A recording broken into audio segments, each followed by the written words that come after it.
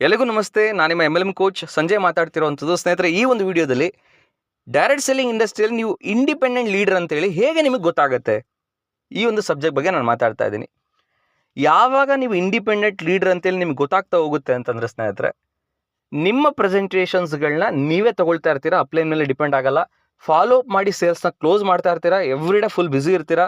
ಯಾವುದೇ ಈವೆಂಟ್ ಇರಲಿ, ಆ ಈವೆಂಟಿಗೆ ನೀವು ಮತ್ತು ನಿಮ್ಮ ಟೀಮ್ನಲ್ಲಿರುವಂತಹ team members and with guest ಅವರನ್ನು ಇನ್ ಟೈಮಿಗೆ ಕರ್ಕೊಂಡು ಬಂದು ಕಾರ್ಯಕ್ರಮವನ್ನು ಅಟೆಂಡ್ ಮಾಡಿಸ್ತಾ ಇರ್ತೀರಾ. ಏನೇ ರಿಜೆಕ್ಷನ್ಸ್ ಆದ್ರೂ ಕೂಡ ಕ್ವಿಟ್ ಮಾಡದೆ ಆ ಚಾಲೆಂಜ್ನ ಓವರ್ಕಮ್ ಮಾಡಿ ವಿನ್ ಆಗೋದ್ರ ಕಡೆ ಫೋಕಸ್ ಮಾಡ್ತಿರ್ತೀರಾ.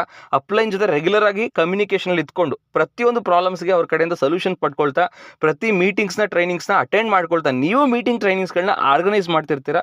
ಈ ಥರದ್ದು ಎಲ್ಲ ವಿಚಾರಗಳು ನಿಮ್ಮಲ್ಲಿತ್ತು ಅಂತ ಅಂದರೆ ನೀವು ಇಂಡಿಪೆಂಡೆಂಟ್ ಲೀಡರ್ ಆಗ್ತಾ ಇದ್ದೀರಾ ಅಥವಾ ಇಂಡಿಪೆಂಡೆಂಟ್ ಲೀಡರ್ ಆಗಿದ್ದೀರಾ ಅಂತ ಅರ್ಥ. ಸ್ನೇಹಿತರೆ, ಈ ಬಿಸ್ನೆಸ್ಸಿಗೆ ನೀವೇ ಓನರ್ ಆದಾಗ, ನೀವೇ ಓನರ್ಶಿಪ್ ತೊಗೊಂಡ್ರೆ ಮಾತ್ರ ಈ ಬಿಸ್ನೆಸ್ನಲ್ಲಿ ಗೆಲ್ಲೋದಕ್ಕೆ ಸಾಧ್ಯ ಅನ್ನೋದನ್ನು ಅರ್ಥ ಮಾಡ್ಕೊಳ್ಳಿ ಅಂತ ಹೇಳ್ತಾ, ಇದೇ ಥರದ ಅತಿ ಹೆಚ್ಚು ಶಿಕ್ಷಣಕ್ಕೆ ನೆಟ್ವರ್ಕ್ ಮಾರ್ಕೆಟಿಂಗ್ ಸಕ್ಸಸ್ ಮಂತ್ರಗಳು ಪುಸ್ತಕವನ್ನು ರೆಫರ್ ಮಾಡಿ ಅಂತ ಹೇಳ್ತಾ ನಾನು ಮಾತುಗಳನ್ನ ಮುಗಿಸ್ತಾ ಇದ್ದೀನಿ. Thank you so much.